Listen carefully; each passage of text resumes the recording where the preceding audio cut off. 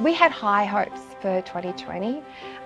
We had thought that it would be the culmination of many years of hard work for Annie and preparing her for moving on to post-school options. In the middle of last year, we started looking for work experience opportunities for Annie. She was very fortunate and she was offered work experience at hairdressers. The hairdresser that she'd always gone to from when she was very little. She did a 5-week work experience package with them. Annie was a natural at it. She loves being around people, loves being as part of a small team, and in the end they actually offered her a job. So she was working for them one afternoon a week as a salon assistant, and then COVID hit. And the world as we knew it changed completely overnight. That salon closed, and when it reopened, they reopened in a smaller scale and there wasn't a role for her there. Obviously, like all of the work experience options that we had lined up, as well as volunteering, all of that just fell away. It really impacted on Annie and how she felt about herself and her self-esteem. She knew it was about the virus, but she couldn't see anything past it. We had to adapt. Starting a business wasn't part of our plans for Annie. I didn't have any more time to start a business, but here we are.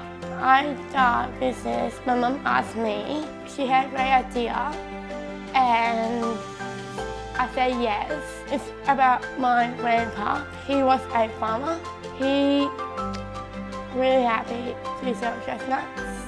So the business is a chestnut roasting van. We roast fresh chestnuts from our family farm. They're grown at Batlow on trees that are 25 years old. They're harvested by our family and we sell them at a farmer's market, freshly roasted. They're delicious. The chestnut roasting itself is a seasonal business. It operates from April through to August. There's nothing more important in the whole world to Annie than her family, and this ticked all the boxes. We looked at the business processes around the van. We looked at how we packaged up the chestnuts, how we could make it so it was easier for Annie to do. We looked at the sales. It was predominantly cash sales in the van historically. We knew that FPOS was easier for Annie, so we had to go and look at what sort of point of sale system we would use using FPOS and to sort of set that up and then to learn how to use it. So we really looked at all of the aspects of the business and then modified those so that they were more appropriate to Annie's needs and to what she could do, knowing that at the beginning she'd need a fair bit of support to do most of the roles, but then in time she should be able to do all of them. I cut chestnuts. We do it every Fridays. We always listen to music when we do it, and I had fun. We weighed it and then he put in a bag and then we take it to our business. Me and my auntie Tracy, we sell chestnuts together.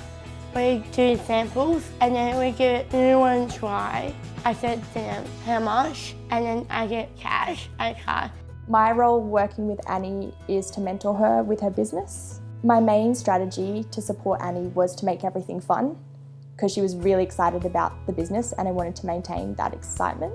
To help Annie learn the money skills, we played a lot of money games like Zingo, and we also did role plays because Annie's studying drama and loves it. So I decided to make chestnuts fun by making a playlist. So we have a special Annie playlist on my phone. We did 2 online courses. We did the I'm Alert food safety. The food handling certificate had a lot of reading, so we broke it down into manageable chunks. She was so capable of it and I was so proud of her for doing all this hard work.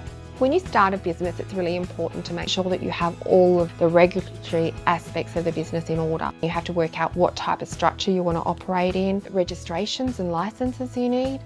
We were aware that we would need to get a food licence, and we then had to acquire skills to be able to operate that business. There's great information out there on the business.gov.au. It has really helpful step-by-step instructions on how to start a business. Made sure we had public liability insurance, workers' comp. The business is already a success because of what Annie's got out of it. With each week it gets easier. As you sort of tick off the list of business aspects to get up and running, then that's done, it's sorted. and then you can move on to the next thing. If she chooses to go into it and do more next year, fabulous. If she gets a job and she decides she wants to do something else, great. I'm really happy and I like it. It's really fun.